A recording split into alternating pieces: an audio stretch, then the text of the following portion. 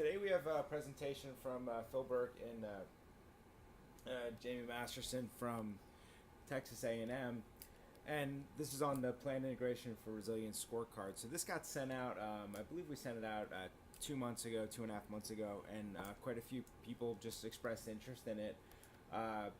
Talked to Phil and Jaimie about giving a presentation to the group of sort of FEMA planners writ large, not necessarily just CPCB or mitigation, but the people in planning that really view planning as a necessary activity to do post-disaster and pre-disaster increase resiliency.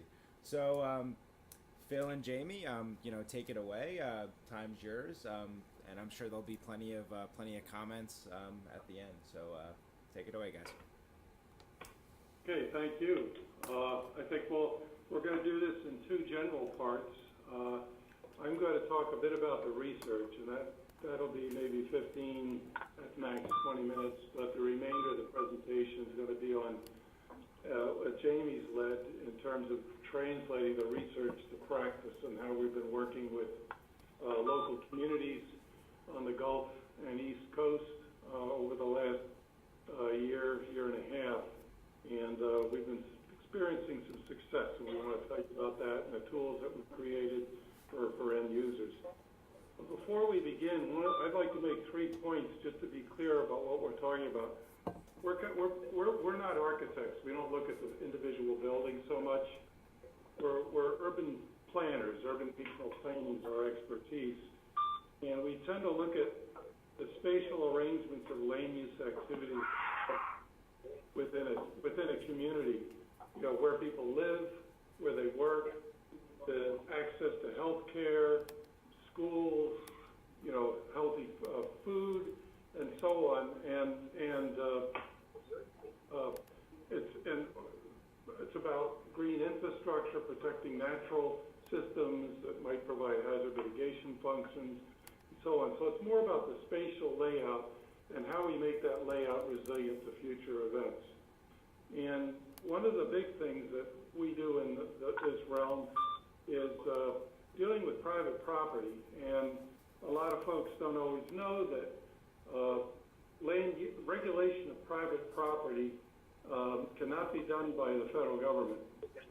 And if we're looking at building up of development in dangerous locations, in hazardous areas, in terms of the regulation perspective, zoning and subdivision, that type of thing, it's the U.S. Constitution says it's devolved to the states, and almost all states devolve regulatory powers to the local governments in terms of private property. So I just wanted to be clear when we talk about land use planning, what we do, and one of the key tools that we do have in planning. And we think it's very difficult for communities to reduce their threats they face from the ever-increasing losses that were being posed from hazards without good planning, anticipating, reducing vulnerability, being able to avoid or relocate development from hazardous areas, strong and flexible infrastructure, protecting mitigation functions, financial systems, that type of thing, is critical in the land use urban planning realm. Increasingly, it's all about monitoring, adapting to uncertainty. So planners have been much more attuned to that, monitoring change and coming up with indicators for different types of vulnerability, physical, social, economic, and so on. And these things are very difficult to do after a disaster in terms of reducing vulnerability, and even during recovery, unless you're planning ahead in anticipating, it's very difficult to advance the notion of resiliency. So there's been a long buildup over the decades in terms of research and coming up with metrics. There's a big question, what's a good plan? How can you differentiate a good plan from a bad plan? And over the course of the 1980s, a 4-decade period, there's probably been over 60 studies now trying to define what makes a good plan. And a lot of that has gone from Australia to New Zealand to Holland to Canada to the U.S., these different studies. And there's been a general convergence of what we think about in coming up with metrics. And there's two broad categories of metrics when we start thinking about good planning. And this directly applies to hazard mitigation planning. One broad dimension is this notion of direction setting. Where do we want to go? Where do we want to be in the future? You know, the goals, where we're going to aspire to, and the policies to help us get there to guide development and urbanization and different changes in land use to create more resilient place. This all has to be done with the best scientifically available data for hazard exposure, as well as predictions of land use demands from growing populations, economic growth for jobs, and so on. And so it's the direction setting functions, one major aspect.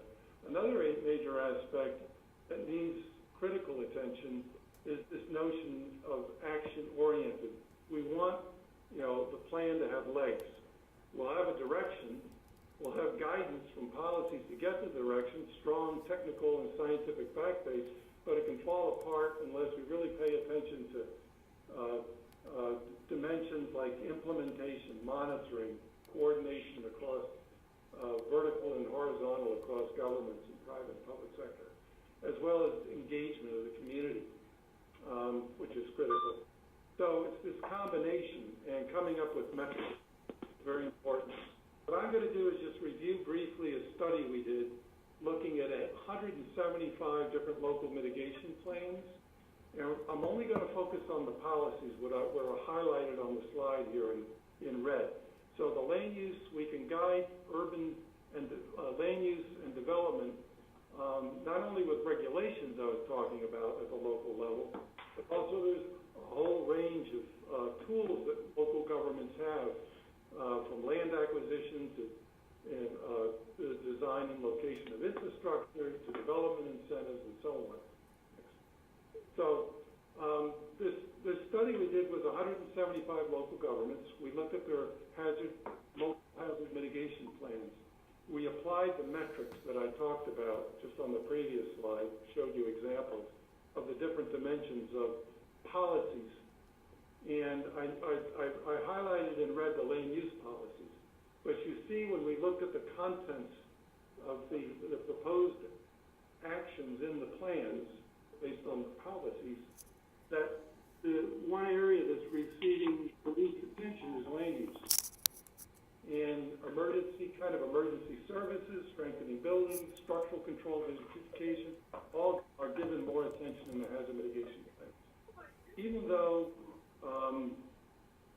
the National Institute of Building Sciences has found that in terms of mitigation, we get a lot of investment when we relocate or avoid, particularly relocating existing development or avoiding development through land acquisition in hazardous areas.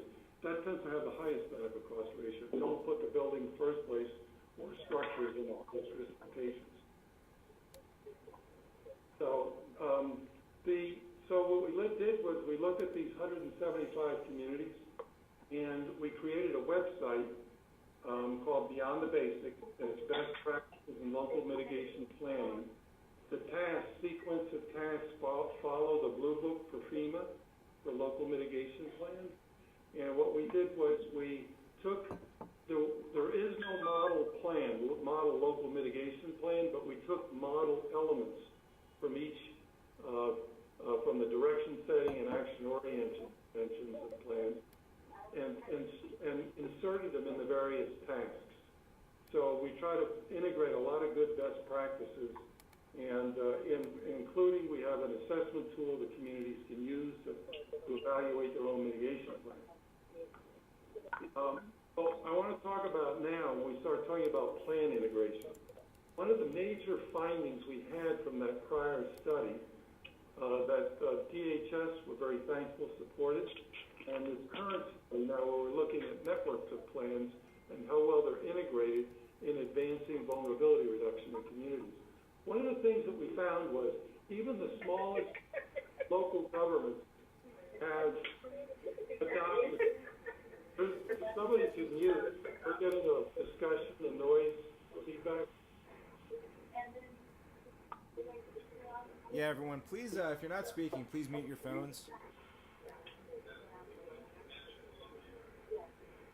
Okay, so what we get is a lot of local governments, or even the smallest local governments, adopt a whole range of plans.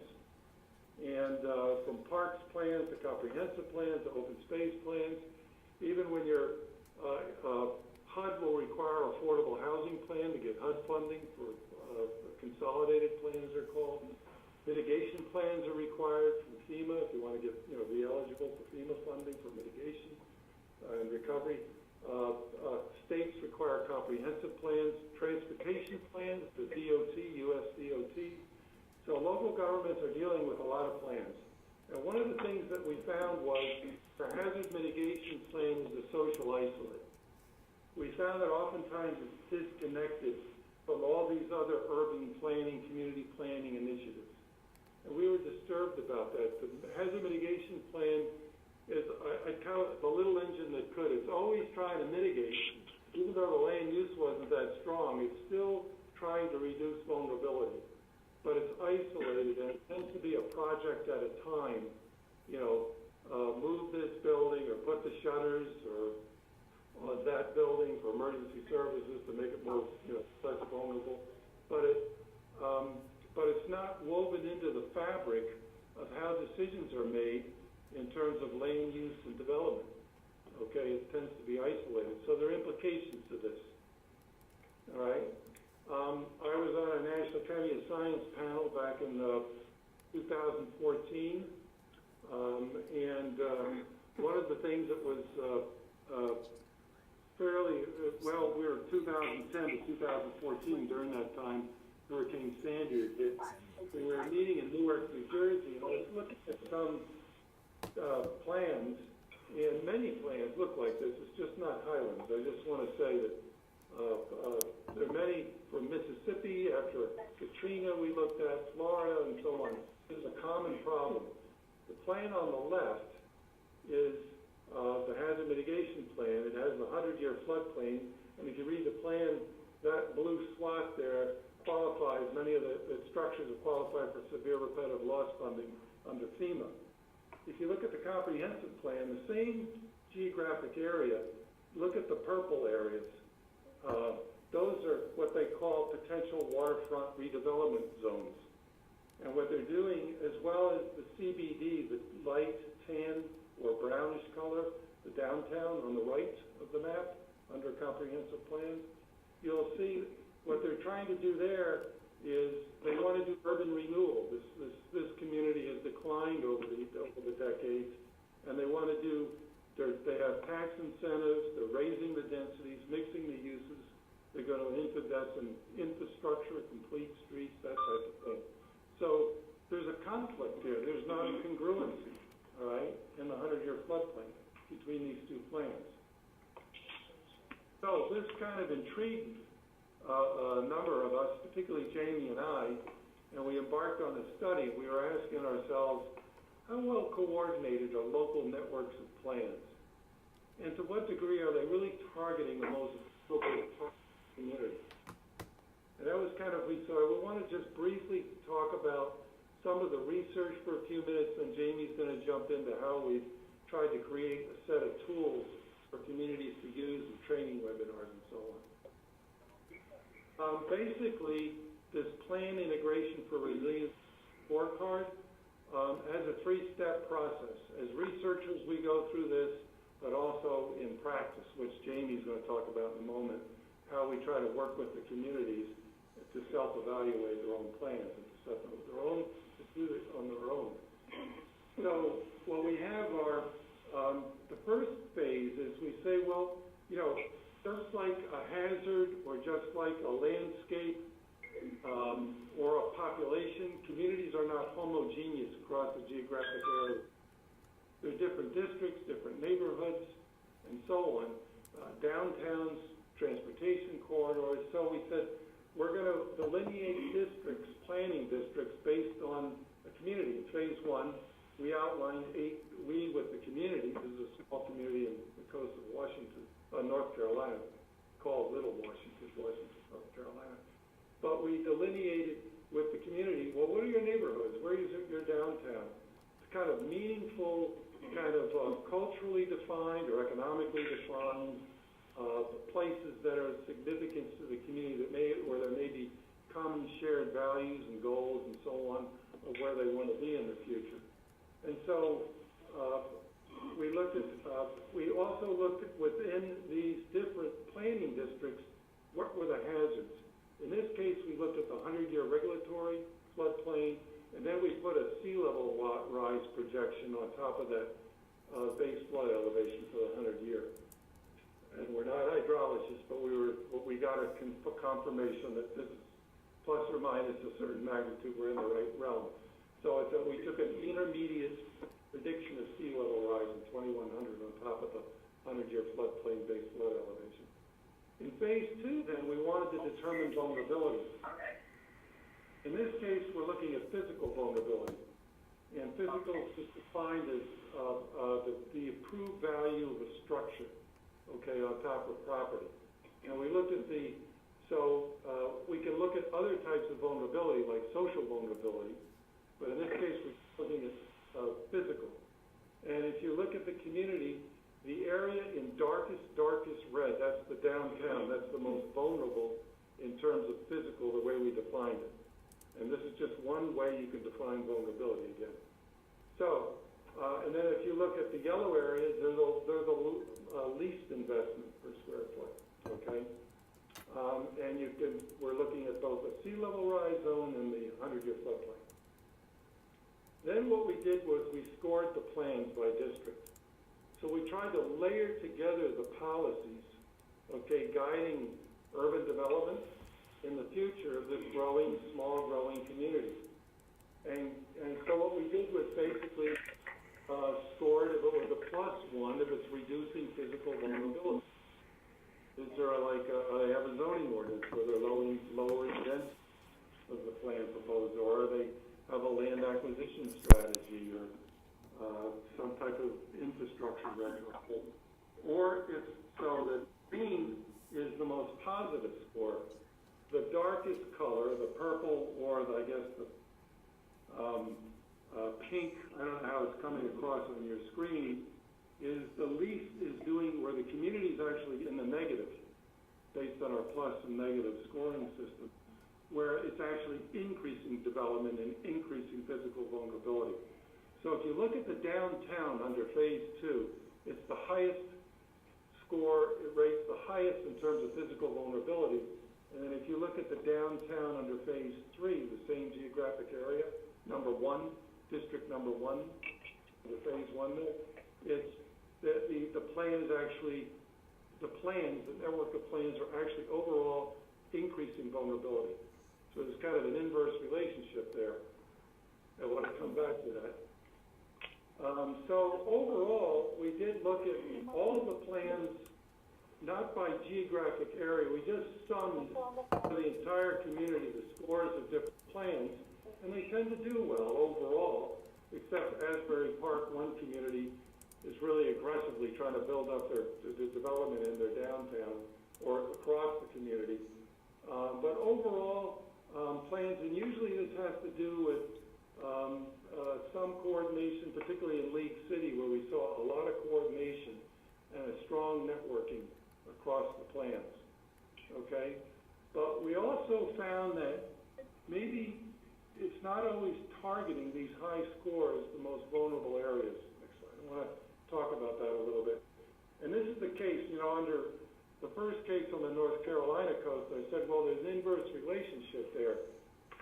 This community in North Carolina was scoring pretty well on their plans with Washington. The state here, Florida, Fort Lauderdale, scored pretty well in terms of overall trying to come up with the overall vulnerability reduction across their plans for their policies. But this notion of the inverse relationship, it plays out here in social vulnerability. And on the left map here, you'll see the most socially vulnerable neighborhood in Fort Lauderdale, among, I can't remember, 80 neighborhoods, I can't remember 50, I can't remember, 50 different districts, is this community called Sistrunk neighborhood. Social vulnerability is defined as, do I have population in poverty, elderly, maybe minority, that is higher, do I have greater proportions of those types of population? And I come up with a scoring system, and there's been a lot of research. We use the Center for Disease Control Social Vulnerability Index, so we took their index and mapped social vulnerability scores across the different planning districts within, and came up with this map. So you'll see the red zones are the highest socially vulnerable, the least socially vulnerable. We then looked at the policies in all of the plans in Fort. Looked at how was it most vulnerable parts. There's a lot of folks wish we could put you on. Phil, you're breaking up a little bit. Okay. Yeah, could everyone look at their phone right now and just make sure that you are on mute? That would be very helpful.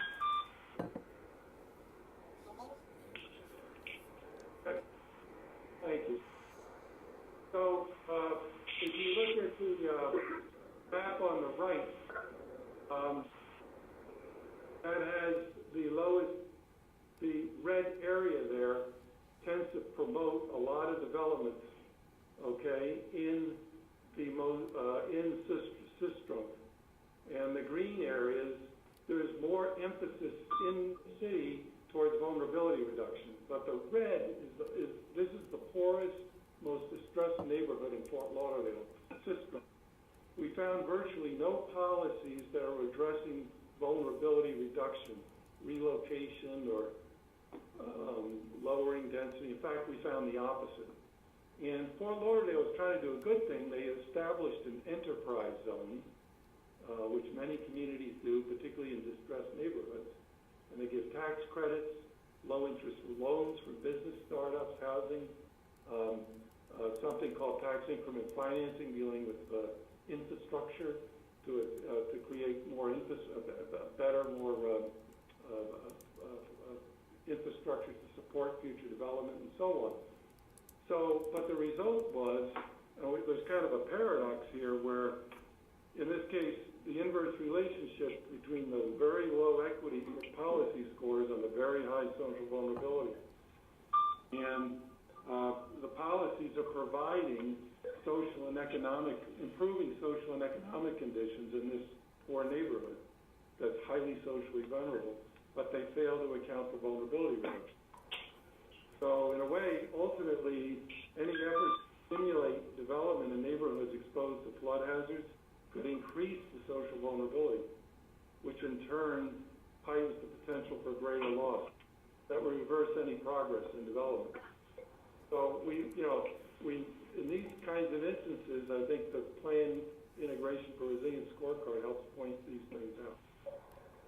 So, and this is a common problem, not just for social vulnerability, but we found that even places that scored fairly high, overall in the overall plans, but when you break the plans down spatially and layer the policies across the different districts in the cities, these communities, we've been finding this inverse correlation where most attention and the highest scores in the plans, or the lowest scores in the plans in terms of vulnerability reduction, tend to target most socially vulnerable places. Okay? Or it could be vice versa. The least socially vulnerable or physically vulnerable are given the greatest attention, okay, in terms of positive scores for the plans. So this is kind of an inconsistency that we're worried about. This will play out in two little mini case studies here. One is in Asbury Park and the other is in League City, Texas. And you can see the list of plans that are operating in each community. League City is about 90,000 people. It's a high tech. It's near NASA. There are astronauts that live there. Well, plans. But Asbury Park is not so much. So if we look at in League City, Texas, scored extremely high in one particular district, planning district, neighborhood. And this district was very low in physical vulnerability. Okay, there's a lot of open space. It's prime. There's a lot of private property that's in open space, but they really did a good job and scored very high in this district in terms of land use regulations that limit development. They have an integrated land acquisition scheme. They use a Parks and Rec plan along with their hazard mitigation plan. For the land use regulations, they're using an environmental aspect of their comprehensive plan. And the plans are coming together. They're integrated in terms of protecting this district. And they also even try to limit development based on evacuation times. And that comes out. So this one district does a good job. Again, it's private, most of it's in private, only owned, but it's open space, low density. Last slide I'll show here. This is something, a reverse condition here. This is a waterfront redevelopment planning district neighborhood in Asbury Park, New Jersey, famed for its, long history of entertainment. Bruce Springsteen's from there and so on. The waterfront area has declined over the years, and so they're putting a lot of, but there's still investment in here. It's fairly high in physical vulnerability, and it rates fairly high across compared to other districts of the city. Yet it supports the plan score very low when we're just looking at reducing vulnerability of physical development. And they want to do smart growth. And they want to raise the densities, mix the uses, complete streets, zoning overlays in the boardwalk area and the perimeter that'll entice development, incentives and so on, density bonuses in the zoning. And the housing, they want to put affordable housing in there. Good thing, but do we really want that in the 100-year floodplain?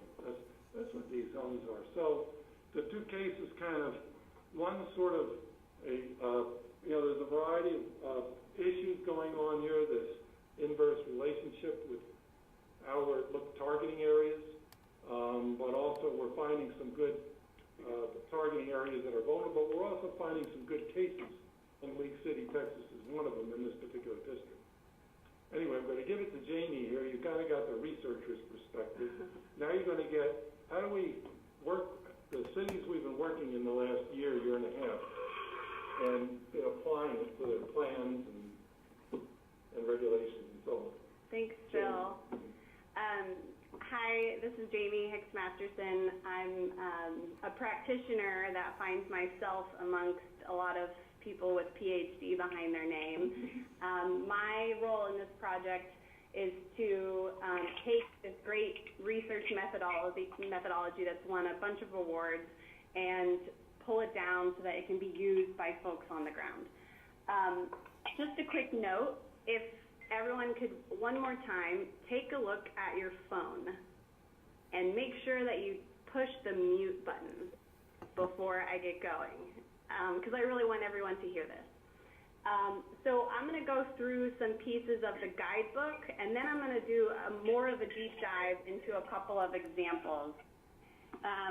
And just a little bit more background on myself. I have a degree in landscape architecture. I'm also a planner. I'm AICP. But I also come from Houston. I grew up along the Brays Bayou, and we would keep life vests in our car because there were many times where the bayou would be up over the banks. And my mom would, be very nervous driving through the flooded streets. So this is something that, many more people are living with, and I think it's something that we can think through if we are integrated and aligned at city and county levels. So when we developed the guidebook, we decided to get together a group of experts to tell us and to help us through this process. These folks are part of the American Planning Association's Hazard Mitigation and Disaster Recovery Division. They were the leadership, so they were very critical into our sort of translation of the research to practice. The guidebook is up on the website that Phil mentioned, and so you can kind of take a look through it, and it's ever evolving, but it's certainly in a final state at this point, but we're always learning something new. We think the guidebook and scorecard is a learning process. Is when you go through and you score your plans, you are learning something along the way. So it's not just the scores that we're caring about. It's this understanding and the analysis that comes out of it. So we think the scorecard can help you search your plans. It can evaluate what's going on in these plans. A lot of the communities we've worked with, they've never even read their plans, or they've not read plans from different agencies and departments. But the most important thing we think it does is improve your existing plan, and that it helps you create new plans. So we, in our own effort to align with what's going on, we've kind of looked through different required plans. We've looked through other funding opportunities that communities can go after, and we really think that the scorecard can be used in these different arenas. We think it's the next generation of FEMA's mitigation guide of 2013, and certainly a different look at plan integration. And we think you can use it to enhance CRS scores by revealing some of the different components of the plans and how to enhance them. And we are working very closely with the National Institute of Science and Technology and their community resilience planning guidance, and we think the two tools, the two guidebooks, can be used and married together. So when you look through the guidebook, you'll see the structure is sort of set up like this. And I'm not going to go into too much detail, but in a sense, there is a need for leadership and folks in the community to come together. We want the planners, the emergency managers, we want parks and rec directors, transportation folks to all come and sit together at a table. So the sort of leadership team is important to gather together when you're talking to your community. And really these first three components are sort of the most critical. For the low capacity places or those that don't have as many resources, just doing the first three chapters of our guidebook is going to get you very far. We want all of the communities to look at vulnerability, of course, but we know that some of the GIS capability and some of the data needs aren't there. So we are aware of that, and we have designed the guidebook and the scorecard to be used in high-capacity places and low-capacity places. And then the remaining chapters of the guidebook are really a bunch of stories, a bunch of case studies and examples of communities that we've looked at and we've worked with, and some of the things that we found from them, and then some strategies and ideas on how to engage stakeholders and update plans. Okay, so essentially, this is a diagram that's showing what you're going to do in the community. You're going to gather together different plans. Here's just some examples from Washington, North Carolina. Within those plans, there's a lot of different types of policies. So we are very concerned and we're very intentional about what are the policies and the teeth within the plan that are being implemented in the community. So we're going to look at those policies and we're going to see how integrated or in conflict they are, similar to Highlands, New Jersey examples. We see that across the United States. And we also want to see whether it's increasing or decreasing vulnerability. What are those hazards, or what are those policies, and how are they affecting different hazard zones?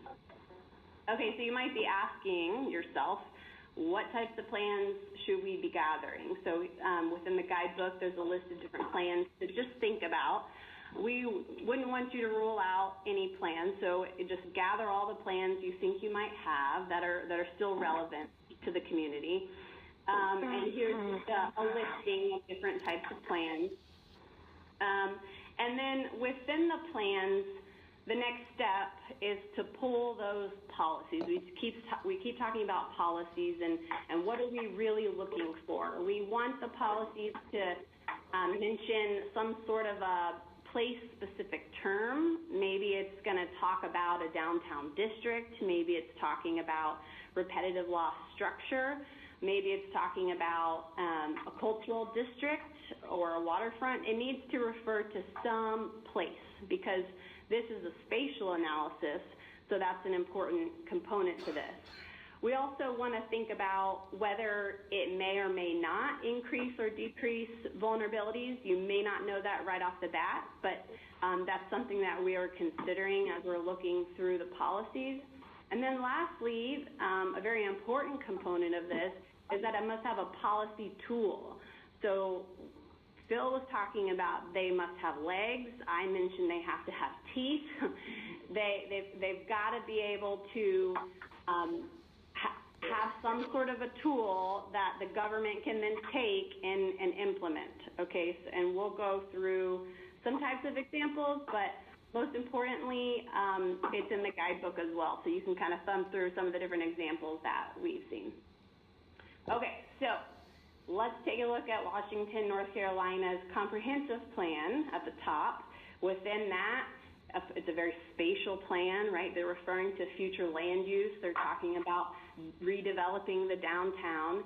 In this particular policy, they say increase and bolster the number of key destinations near the downtown and the waterfront to provide multiple blah, blah, blah.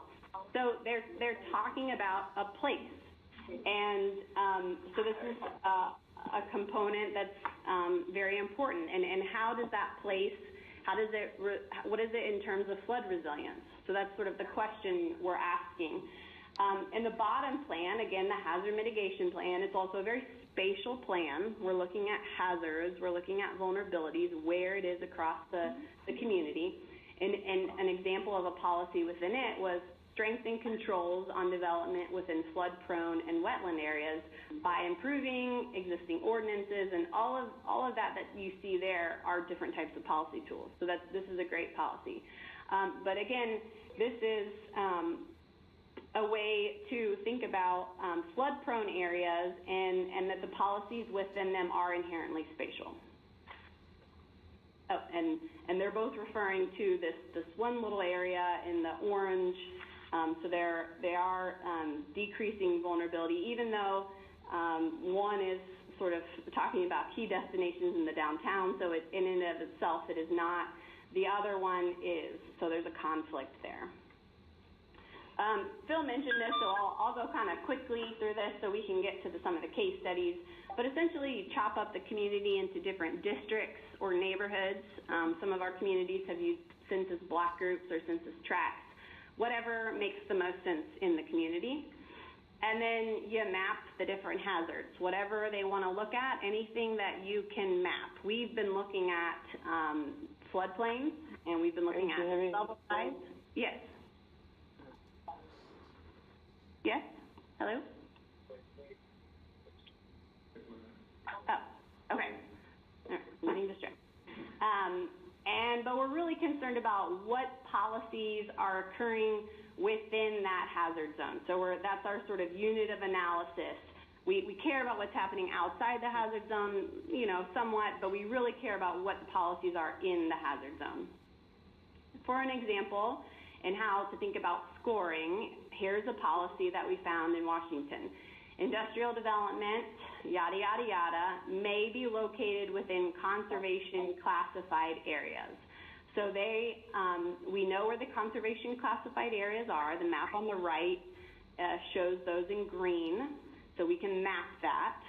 And we also have the hazard zones that we looked at, and those are mapped. So we can see that within those two areas, they are vulnerable to hazards or exposed to hazards that that they are encouraging or they're not discouraging industrial development in that district too. So in and of itself, that policy would receive a negative score. Then what we do is we pull all these policies and we just throw them in the scorecard. On the left, you'll see a bunch of different examples of policies that we found. And this is just a snippet, a chunk of the scorecard. And then we are scoring the different policies. How are they impacting the different hazard zones? In this case, we just have general titles for the current hazard zone and future hazard zone. And you can start to see how the different districts, 1, 2, 3, all the way to 8, how they're starting to stack up. There are certain districts that are receiving more scores, and there are also certain districts that are receiving more negative scores. So we're kind of interested in what's going on there. Here is sort of the compilation of all 4 plans that we looked at for Washington, North Carolina, and the scores that they received for the different districts. So you can see how the different districts are stacking up. The downtown district in particular is getting more negative scores, so there's less policies there that are focused on decreasing vulnerability. And then we can also see the total together, how all combined the different plans are pulling in different directions. And then the fun part is because we've scored it, we can then map it.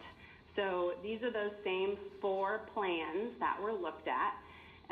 The top 2 plans are the land use plan and the comprehensive plan.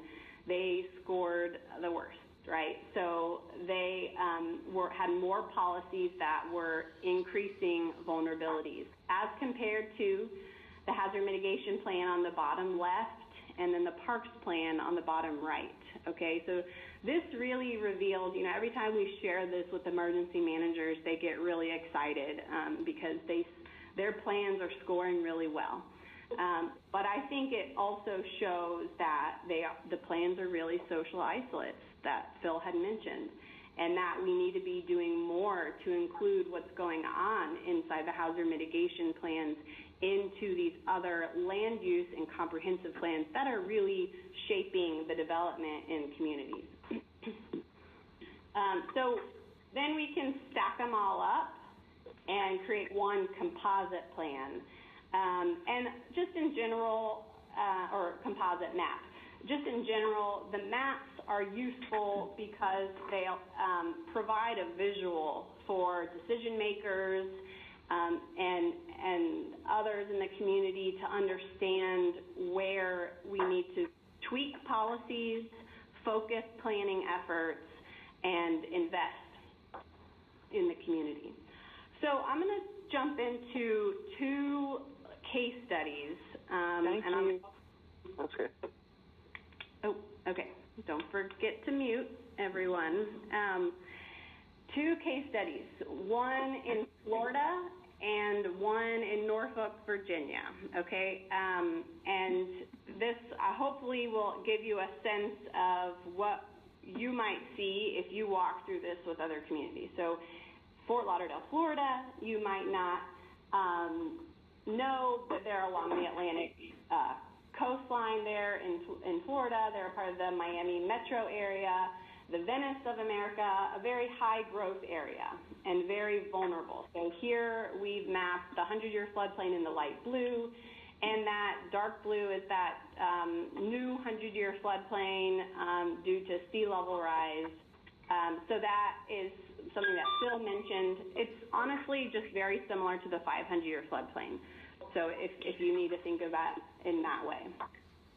As Phil mentioned, there is significant vulnerability in these areas. He talked about the Sistrunk neighborhood, and we can see that the physical vulnerability and the social vulnerability are stacked up against that particular neighborhood.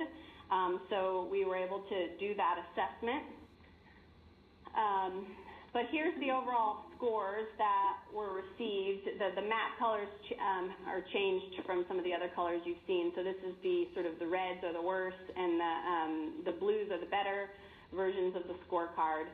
And in general, they had high vulnerability, obviously, but they received high scores, so they did relatively well. So we're going to show you a couple of the good examples. Lots of different development regulations that were aimed at protecting the coast. There was protection and conservation of the beaches, of the berms, of the wetlands. So they were specifically talking about this in their comprehensive plan. Thank you. Okay. Also in their hazard mitigation plan. There were policies proposed to regulate inappropriate land uses. They had overlay districts for sensitive areas, so that was critical. They were enforcing and monitoring the statewide program to protect the beaches, and they had lots of development regulations. They had setback provisions and other site controls, all to reduce future property damages and losses. So those are all examples of policies that we kept seeing across the different plans. Additionally, they were doing land acquisition, and they had land use guidelines aimed at reducing vulnerability for new development and redevelopment. So these are some of the things, as you're thinking of, if we think about a community in recovery, that these are some of the things that we were going to look back on in a recovery plan, right? To do land acquisition and these land use guidelines for new development and redevelopment. So they also had undeveloped land in floodplain that they wanted to remain that. They had strict design guidelines for new construction, and so on and so forth. Additionally, they had capital funding that was tied to coastal and high hazard prone areas. So they had a specific capital improvement program focused on the high hazard areas. And they had public expenditures directed to the stormwater infrastructure. They had capital improvements focused on dune restoration, and the mitigation projects were also tied to capital improvement funding. So all of which, again, were talked about in the various plans. So there was certainly coordination within this community. Of course, the plans weren't perfect, and so this is just a couple of recommendations to think about for Fort Lauderdale's. When redeveloping, they need to think about it at the site level. What are some resilient strategies, stormwater management strategies that they can use at the site level? Maybe stricter elevations and raising utilities. That wasn't discussed as much. The vacant land in most hazardous zones, to vacate land in most hazardous zones needs to be done when possible, and that wasn't discussed. And then also restoring habitat in the vacated areas. So just a couple of things that maybe as they develop new plans, or if they were in recovery, that they can think about some of these things. All right, and the last example is Norfolk, Virginia. We worked with them last year, and they scored their own plans. We were really excited to work with them. They have a strong mayor and a strong planning director and a strong city council that are really focused on being the leader in thinking about sea level rise. And for good reason. The largest naval base in the world is located on that north shore there, and they have a pretty large port and industrial district. So there's lots of economic assets that they're trying to protect. We looked at a number of different plans. You can see those 7 plans identified, and we worked with this small team of about 6 folks who were then communicating with others throughout the city. The city, if you don't know, is about 250,000 in population, so kind of a mid-range city size, but the largest city we've worked with on the scorecard. And really, there were folks that were focusing on pulling the policies within the plans, and then we also had a GIS coordinator to help with some of the mapping. Do you have to do GIS in order to do the scorecard? No. Our research team and our graduate students have done this in sort of an old-fashioned way of just overlaying maps So it doesn't have to be GIS if that's a concern you might have. And really, we worked very closely with two of the team members to get a lot of the bulk of the work done. We started with a training similar to this, but a little bit more detail on the specifics of how to do it. And then we would check in with them every now and then. And we learned that it took about 2 hours per plan to pull the policies and to score. Now, some of the plans were really easy. It took 30 minutes. Their comprehensive plan had over 200 policies, so that certainly took much longer. Here you'll see what was within their comprehensive plan on the left. This is their land use as it stands, and then on the right you can see some of their vulnerabilities, some of the things that they're exposed to, which is quite significant.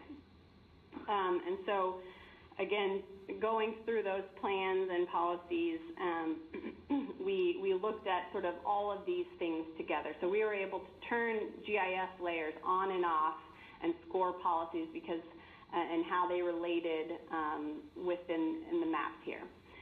And then here's their final score map. And it's a little bit different because in terms of colors, because they scored relatively well. They had a lot of integration among their plans.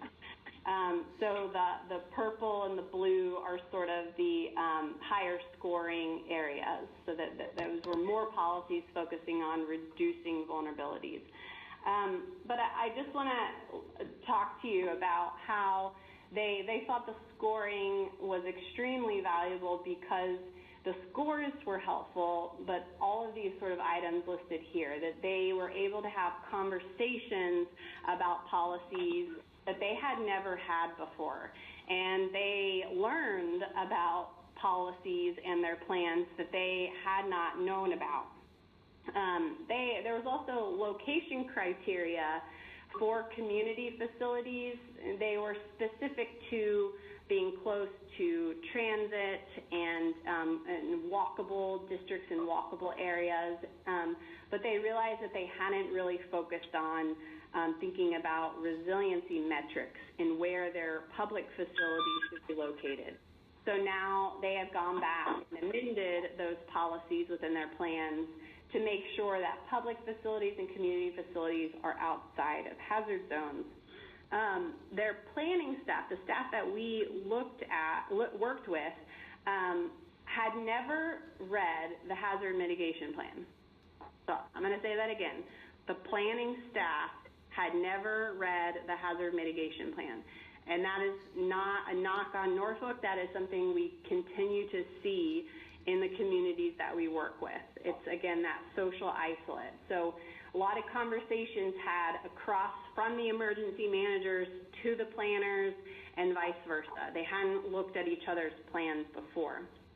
So then there were a number of text amendments that were made to the hazard mitigation plan so that they would better coordinate and incorporate the actions aimed at mitigation and resilience.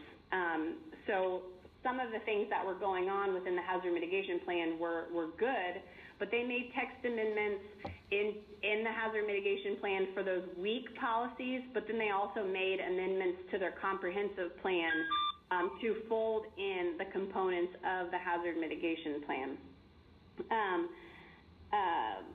Additionally, the report that there were Norfolk's actions, they considered themselves far too one-dimensional. The actions in the hazard mitigation plan and sometimes in their comprehensive plan, but specifically the hazard mitigation plan, they were just fluffy. They called them fluffy. They had little specificity, and there was no policy implementation tools identified. So for an example, one particular policy said appropriate strategies to mitigate the impact of flooding to existing flood-prone structures. You know, that is good, that is nice, but there's little specificity in there. And so we keep seeing this across the board with the communities that we work with, that they just have some weak policies. Something else they discovered is that the quantity of policies were different in different districts. They had there were fewer policies in socially vulnerable areas than in higher wealth and higher income areas. So this is something that they saw as a disparity, and they wanted to increase the number of policies in those socially vulnerable areas. Now what they're doing is they're using the scorecard to update and inform their comprehensive plan. They've gone through and they've updated their ordinances in a very rigorous way, and they've used the scorecard to inform that. And they're certainly using it to think about Norfolk and 2100, which is sort of their big initiative from their Vision 2100. Just to give you a sense, we kind of made a crude map, not the best colors, of the social vulnerability. You can just kind of see that there's some areas that are socially vulnerable stacked up with sort of high hazard areas. So we continue to see that. Additionally, those sort of band of socially vulnerable sort of diagonally across the community, it's that same band that's in the sort of higher ground areas that are up out of the hazard zone. So now there's some concern of, the sort of the gentrification that might happen as people are fleeing and moving away from the high hazard areas. We're coming to a close here, so if folks have questions, you can be thinking about those now. But I just wanted for Norfolk, just end on this slide. If you haven't seen their Vision 2100, this is within that document.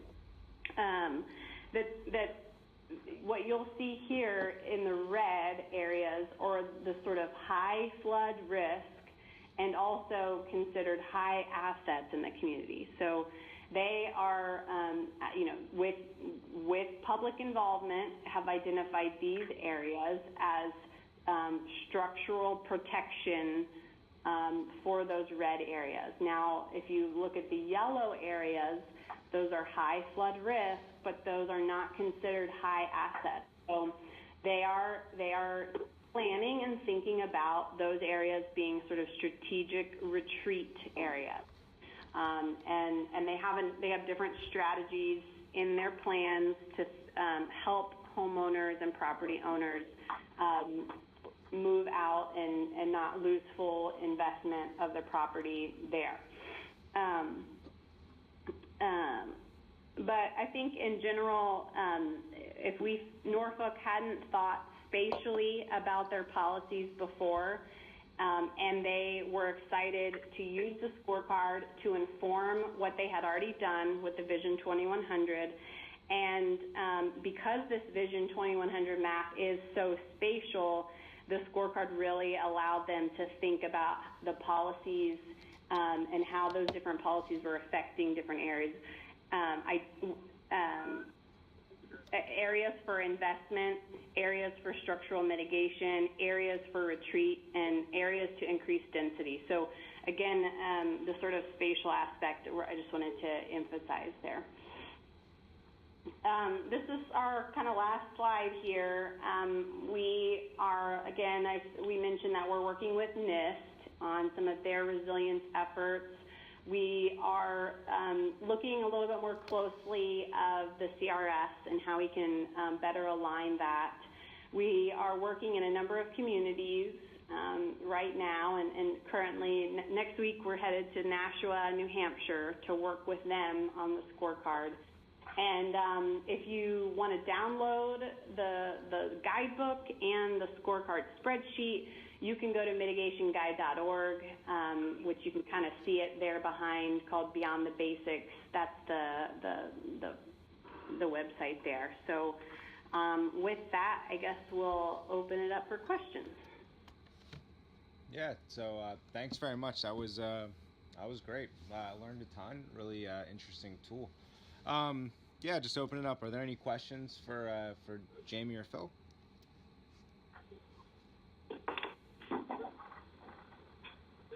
Yes, this is Lillian Huffman in Region 4. I'm curious as to, have you looked at smaller cities in rural areas, or in other words, sort of how small does a city get to where this maybe isn't as applicable, or just curious if you've looked at the more rural areas. We are, my other job is I work with small rural communities, and we are using it in different applications. Currently in LaGrange, Texas, they received flooding from Hurricane Harvey, and so we're looking at that. It really depends on the number of plans that they have. That's kind of critical. So, and you at least just need the 2 plans, but I think 4 is a healthy number to look across. And then if you're wondering about the breaking it up into different districts or different neighborhoods, you can still do that, or you can also consider doing it at the sort of citywide scale, which is something we're looking at in LaGrange. So, because many of our small communities are probably about the size of a neighborhood in the larger communities. So, but I think this is still very applicable to those small rural communities. Yeah. And also what Jaimie mentioned is leveraging this into a recovery, the scorecard, using it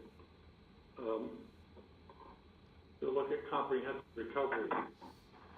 And additionally, I think it might be an opportunity for the small rural communities to look at it at maybe a county level, and to work across jurisdictions, and the different plans that might exist at that larger scale. So there would be that. I think that would be the next kind of potential that we could try. Great. Okay, thank you. Great. Other questions?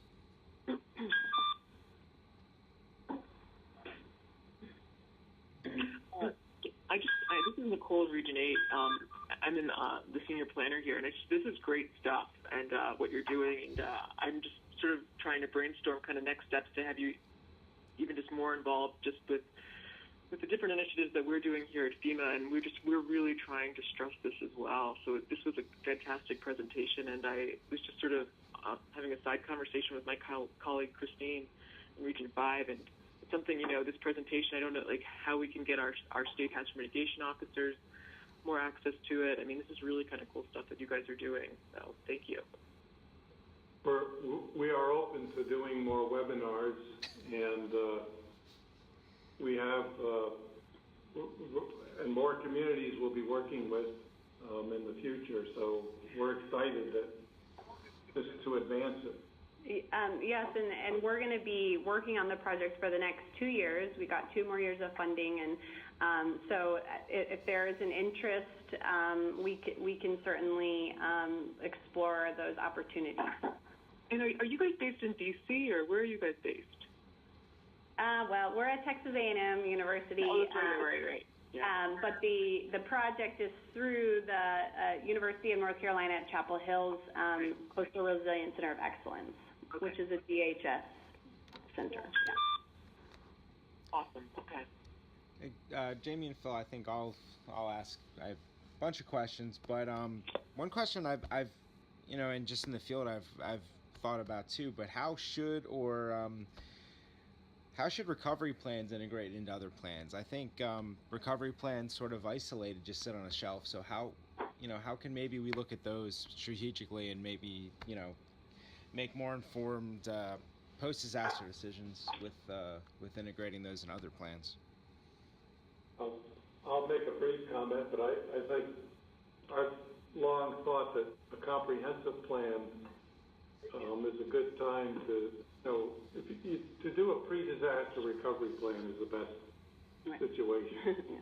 And many times it's the comprehensive plan, because that's the core integrated feature, integrating plan at the center of things, and then you can build off of, once you've integrated resilience thinking into the comprehensive plan, it can then use as a coordinating framework for the other types of plans.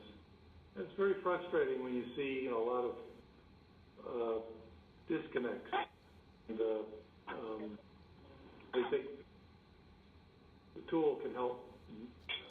Yeah, I would also add that I think that, obviously pre-disaster recovery plans are ideal, but for those that are developing recovery plans as they're recovering, that this is really maybe a starting point to look at what are existing initiatives and policies that are on the books that have been adopted, and that they can use that just as a starting point. And through the process, they might see some inconsistencies. They might see some areas where they want to focus additional resources. But I think this is that sort of foundational piece. What do we got, and what are we doing right, and what are some tweaks that we can make to inform our recovery?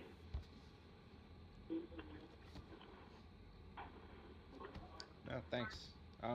Yeah, I think this would be a great tool for us to use. Of course, pre-disaster is what we shoot for, but post-disaster. So we do a community condition assessment, and then maybe this would be a good tool for us to use in the field to, shine a light on communities and say, here are some incongruities, and here's, some places where you might want to look at, targeting some of your recovery funds. I know there's, lots to talk about. Are there any other questions from anyone on the phone? Yes, this is Shubha from Mitigation Planning at FEMA headquarters, and it is interesting to see this scorecard. I know that the UNISDR has a disaster resilience scorecard, but that's more sort of sector level, the way the 100 Resilient Cities, works. So this is a more spatial sort of analysis, and which is, what planners are more interested in. So this is great. I guess the question I had was, from what I saw, that didn't seem like a huge effort to do this, to fill out the scorecard and figure it out. So what, in your experience, has been sort of the incentive or interest in the communities that have done it so far? Like, what was the triggering, why would they, like you started off the presentation, they have to do all these plans for, meeting all these requirements in different sectors. So how and why, unless they really see the value of doing this, some direct benefit of it, what was some incentive or, trigger? I think these other plans, they do it because they without the plan, they don't qualify for whether housing or transportation or mitigation funds, and so there's an incentive there. But too many times the plans are cookie cutter. They're doing it to so it's, to qualify for funding, and I think there has to be a motivation, like Jaimie was saying. We need to have good financial motivation, but we also have to have commitment. Yeah, so I was, to add to that, I think that they can, as an incentive, they can do this with other grant opportunities. So if they received a grant, to do a hazard mitigation plan, this doesn't take that much additional time, and it would certainly inform the types of policies and actions that they would include within different planning efforts. So it's just, if they see the benefit of streamlining their efforts. And the other thing is the usual argument we make, and this is sort of the one we have to make in where we are in Texas, is to just streamline and there's more efficient use of taxpayer dollars and investments. So if in one plan you're investing in a high hazard area, and the other one you're doing something completely different, it just doesn't make sense. So that's usually the thing that folks can relate to. And then the communities we've worked with in Nashua, in Norfolk, they're thinking about resilience. Like, for instance, Nashua has applied to the 100 resilient cities, I think, 3 times and didn't receive it. And so they said, you know what, we're just going to do it anyways. And so they have determined that they want to be a leader in protecting their community and thinking about safety and risk. So those are the different kind of angles that we see, the different communities that are very progressive and those that are more focused on the sort of financial investment side. I might say, too, that sometimes you can think about, piggybacking, or you're going to invest land acquisition money for parks. Maybe it would help to say, well, I'm going to do that in a high-hazard area. I have a hazard plan that's doing buyouts. And it just it's sort of, you're getting inflows of resources anyway, and it's just trying to coordinate them maybe in a way, in what Jaimie was saying, in a more efficient way where you're creating co-benefits across these different planning efforts. And ultimately, yeah, I mean, I see the value of this, and, it's a great, thing to do. It's just I'm trying to understand how to, like Nicole said, trying to see how this can be sort of spread across and the benefit be clearly explained so that more and more communities do this, because there's thousands of, mitigation plans that exist. And I'm wondering if there was some way for someone like you who has some funding to do this analysis, could do some sort of broad analysis and come up with, these areas, states, regions need it more than others. I'm not sure. I guess since till now what's come across is the coastal communities should definitely be thinking of this. But I'm just sort of wondering how to, spread this message around. But it's a good effort and a good, nice, clear way of showing how the policy scoring works. So good to attend this webinar. Thank you. Perhaps the different regions know where there are areas that are hot spots that need attention. And it could be that we could focus on, in the future, on 1 or 2 communities in a region, or we're hoping to keep this project going and to expand it. So. Okay, that's great to know. We have a small staff now, but we're constantly trying to expand our capabilities. Great. Thank you. All right. Hello, this is Scott in Puerto Rico. I have just a quick question regarding methodology. On the 2100 floodplain lines or maps that you guys are drawing, are those lines drawn based essentially just looking at, let's say, if the 2100 estimate for sea level rise is 3 feet, then you just take the 100-year floodplain and redraw that at 3 feet of a greater elevation, or is there a more kind of nuanced modeling going on there? No, it's pretty much a planner's approach. We're not hydrologists. To get more sophisticated, but we use the Army Corps sea level rise projections, and they have different projections for different scenarios, and it'll even label the scenarios. These are different geographic areas along the coast. I hope they have it for Puerto Rico. I hope. And you can pick a scenario, an intermediate scenario, a worst case scenario, or a low level scenario, but you can look. What we did was just pick the intermediate scenario for sea level rise, just as a way. And I think after Sandy, under the previous administration, they wanted you to account for federal investments. And I think they used some of this kind of thinking when they were rebuilding after Sandy, at least for public investments, for public buildings and structures and so on. And I'll just say, too, that the number of times we've done this sort of, quote-unquote bathtub model, it's very, very close to the 500-year floodplain. So in the communities in Texas that we work with, that's a more palatable thing to talk about. And so we're just, to use the 500 is another way to talk about, future risk.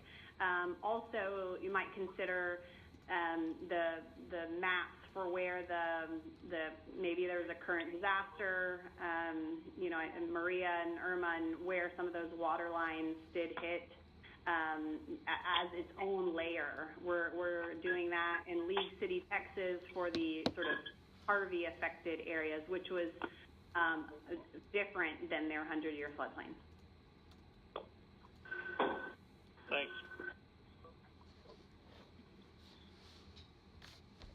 All right. Other questions or just anything people want to talk about? Hi, this is Asia. I'm a community planner, hazard mitigation planner in Region 9. I'm just wondering how I can get a hold of this webinar, the recording, to share it. We'll be working on that, and we'll share a link once we get it. Great, thanks. There's a short version of it called a FEMA Prep Talk. It's given in January, and that's on the website on mitigationguide.org under the scorecard. Okay. But it's much less in depth than we've done today. Could you repeat that? Yeah, on mitigationguide.org, there is a smaller, probably 10, 20-minute version of this when Phil went and did a FEMA prep talk. Yeah, and that link is also in the invite that went out as well. So. Okay. Yeah. Okay. And this is Jenny Burmester. I think also note that we did a planning information exchange webinar back last fall in October, so that might be another source of a recording.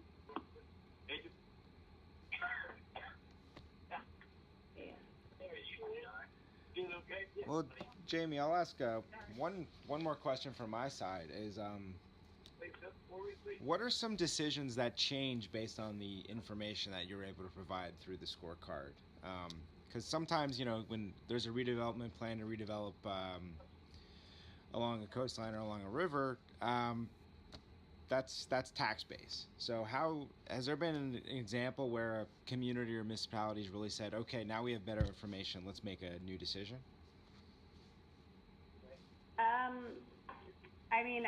Some of the examples I feel like I gave in Norfolk, where they're, pulling things out of the floodplain and they're tweaking those policies.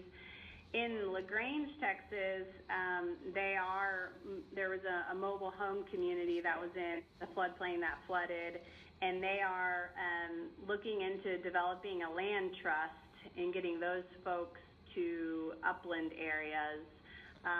It's still within the city limits, so they're not quite losing that tax base, and honestly, they're worried that those folks just aren't going to return anyway. So this was sort of an incentive and an approach to get them to return. And so, yeah, there is some of that we're seeing. No, that's fantastic if they're talking about issues like that. Okay, well, there's 10 minutes left. Any further questions, or Jaimie, do you have any requests from us? Or Phil? Is there anything we can help you guys with? We can think about, for folks that are on the call, if there is an interest, we have trained some different Sea Grant offices on this that work with communities on the ground. So if there's a desire to have sort of a more in-depth training on, each step and how to do each piece, we can think about that and kind of a train-the-trainer model where you can go out and work with the places you work with, or we're open to other opportunities. So if there's anyone on the line that has an aha moment the next week or so thinking about it, feel free to reach out to me. Yeah. And Jaimie, really quick, how long do those trainings typically last? Is that like a half day or a full day when you're with? I think we can do it in a half day or less, depending on, how many activities and kind of hands-on work we want to do. So sometimes it's better for us to, have those activities to run through, how you would actually, which policies would you pull from this plan, and how would you score these policies. And but yeah, we can tailor it if there's a need. Okay, that's really cool. We'll definitely follow up regarding that. Yeah, thank you. There's also one other, we've thought that communities that do this would get higher scores on the community rating systems. Or hazard mitigation plans Yeah, in terms of requiring plan integration in the hazard mitigation plans. But certainly on the CRS, if there was a activity where, they're looking at plan integration and they get higher scores, that's things that we've kind of tossed around and talked about. Yeah. If there could be kind of an explicit points or credits in the CRS system if they go through this and demonstrate results as a consequence of going through the training and the actual self-evaluation. Something for a few minutes. If I could throw a couple of questions out there. This is Tanya Pence. I'm working in Louisiana out of Region 6. And in Baton Rouge, and currently working with doing some community planning as well as regional-wide watershed coalition building and planning. The state's looking to do an H&H modeling for the entire state, so they'll finally get an understanding of their risks and vulnerability for flooding. But a couple of things that you mentioned, we're exploring how to do those things, such as region-wide community rating systems and enhanced mitigation plans based on some of the work that we're doing out here. We also work closely with, LSU, which is a Sea Grant college, and we've got some teams of graduate students that are going to do some summer planning with communities. Be really great to really think seriously how we can get some of these tools in their hands and in ours, and fold this into what we're trying to do here and now in Louisiana. Any thoughts on that? We've trained the Texas Sea Grant folks. If there's an interest, we can train the Louisiana Sea Grant folks. I think a regional look at plans is key, because then we're getting different jurisdictions talking across, not just their own integration within their community, but how folks in upstream or in different areas are affecting each other. I think we haven't worked with a community to engage with them in that regional way yet, though Nashua is pulling in some county and regional and even statewide plans, because they have policies with more teeth at the state level. So if there's, I think we're, open to maybe talking more about it with you and how to do that. Mm-hmm. All right. And the best way to take that to the next level would be work through Andrew and in CPCB, reach out with a follow-up email. What's your recommendation? Andrew, what do you... you can shovel requests through me, and I'll try to be a traffic cop. But yeah, I think that's a great idea. So I'll connect you guys after this call. Great, thank you.